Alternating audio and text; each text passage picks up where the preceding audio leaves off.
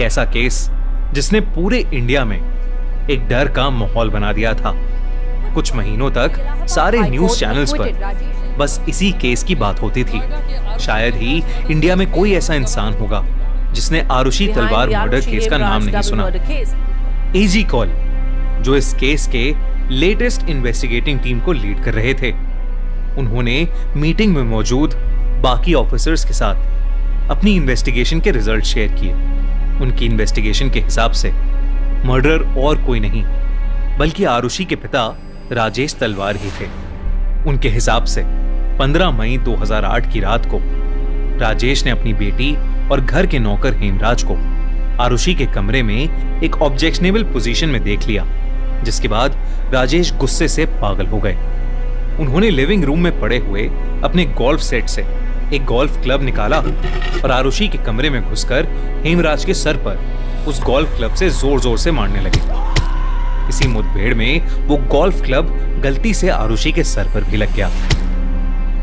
इतने में ही उनकी बीवी नुपुर, जो साइड वाले रूम में सो रही थी, वो उठकर आरुषि के रूम में आ गई और उन्होंने देखा कि हेमराज की लाश बिस्तर के एक साइड पड़ी हुई थी और एक सर्जिकल ब्लेड से राजेश आरुषि का गला काट रहे थे। नुपुर ये देखकर शॉक में आ गई, लेकिन जब राजेश ने उन्हें पूरी बात बताई तो नुपुर भी राजेश का साथ देने लगी। दोनों उसके बाद क्राइम सीन कवर करने में लग गए। सारे फिंगरप्रिंट्स को मिटाकर उस सर्जिकल ब्लेड को डिस्पोज कर दिया गया।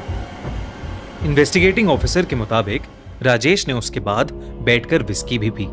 फिर अगली सुबह नुपुर ने अंदर से सबसे बाहर वाला दरवाजा बंद किया और अपनी मेड भारती के सामने हेमराज के आरुषि को मार के भाग जाने का नाटक किया।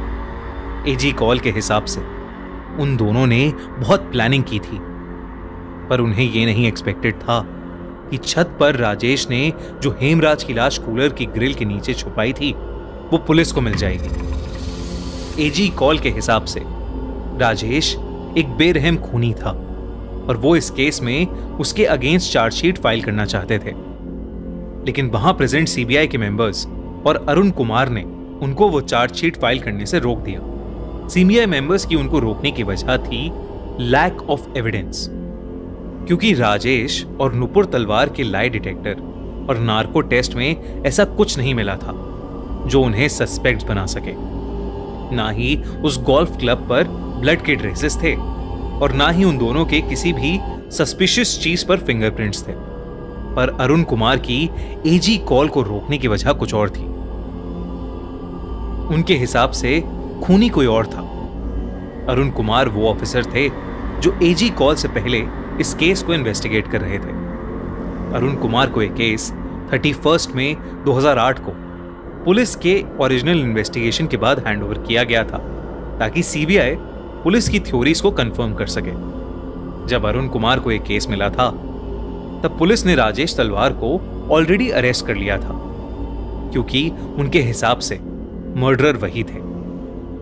पुलिस की थ्योरी भी एजी कॉल से मिलती जुलती थी, बस उसमें डिफरेंस यह था कि पुलिस के हिसाब से राजेश तलवार ने उन दोनों को उस रात एक ऑब्जेक्शनेबल पोजीशन में देखने के बाद हेमराज को वहीं गोल्फ क्लब से मारना शुरू नहीं करा था, बल्कि वो हेमराज को छत पर यह कहकर ले गए थे कि वो उससे कुछ बात करना चाहते हैं।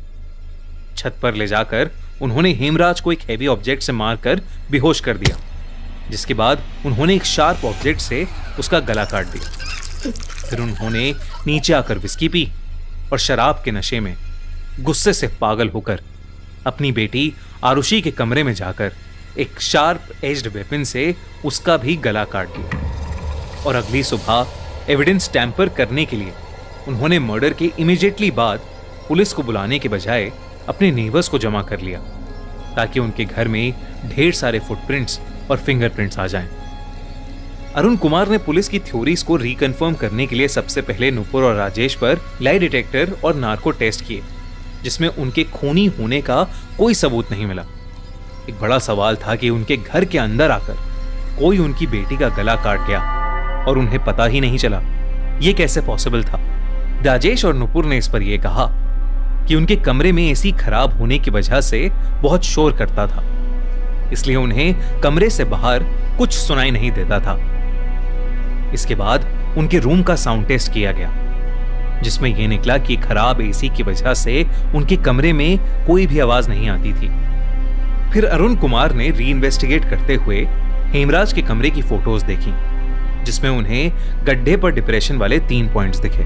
उनकी टीम ने फिर कृष्णा, राजकुमार और शंभू मंडल को हिरासत में लेकर उन पर साइकोलॉजिकल टेस्ट्स और नार्को टेस्ट करवाए, क्योंकि कृष्णा जो राजेश तलवार की क्लिनिक में काम करता था वही था जिसने पुलिस को हेमराज और आरुषि के रिश्ते और राजेश के एक्स्ट्रा मैरिटल अफेयर के बारे में बताया था। कृष्णा और राजकुमार के नार्को टेस्ट में कृष्णा ने जो भी कहा वो सुनकर अरुण कुमार के भी रोंगटे खड़े हो गए थे।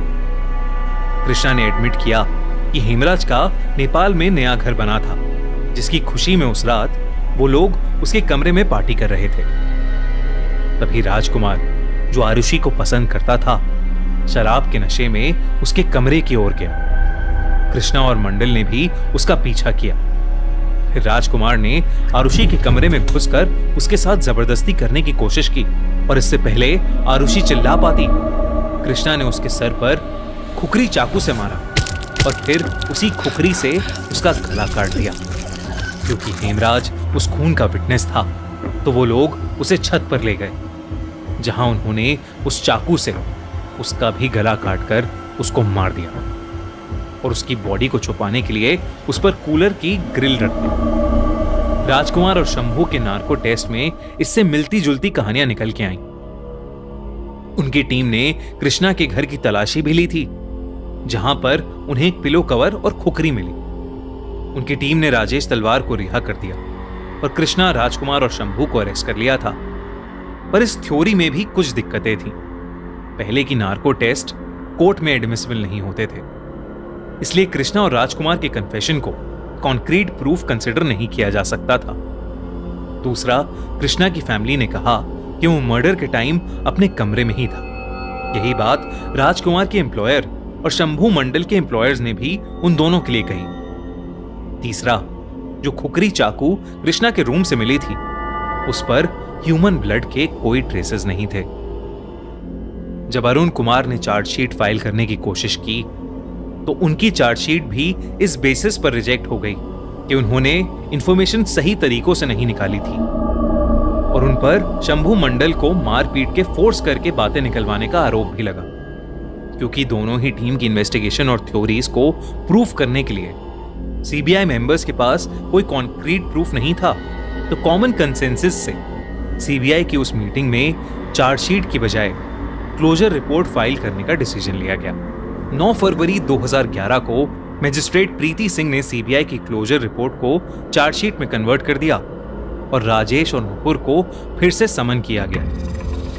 राजेश और नुपुर ने इलाहाबाद हाई कोर्ट और सुप्रीम कोर्ट में इस डिसीजन के अगेंस्ट पिटीशन फाइल की, जो दोनों कोर्ट्स में रिजेक्ट कर दी गई। 11 मई 2013 को राजेश और नुपुर का ट्रायल शुरू हुआ और 25 नवंबर 2013 को एक स्पेशल सीबीआई कोर्ट ने उन दोनों को आरुषि और हेमराज के मर्डर में गिल्टी करार दिया और उनको murder, destruction of evidence, misleading the probe और फाइलिंग अ रॉन्ग एफआईआर के लिए कन्विक्ट करके 26 नवंबर को उन्हें लाइफ सेंटेंस यानी उम्र कैद की सजा सुनाई गई। लेकिन जनवरी 2014 में राजेश और नुपुर ने इस डिसीजन को इलाहाबाद हाई कोर्ट में चैलेंज किया और 12 अक्टूबर 2017 में हाई कोर्ट ने लैक ऑफ एविडेंस की वजह से उन्हें सारे चार्जेस से फ्री कर दिया।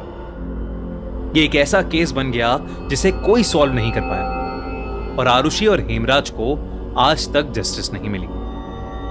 आपको क्या लगता है, किसने मारा आरुषि को?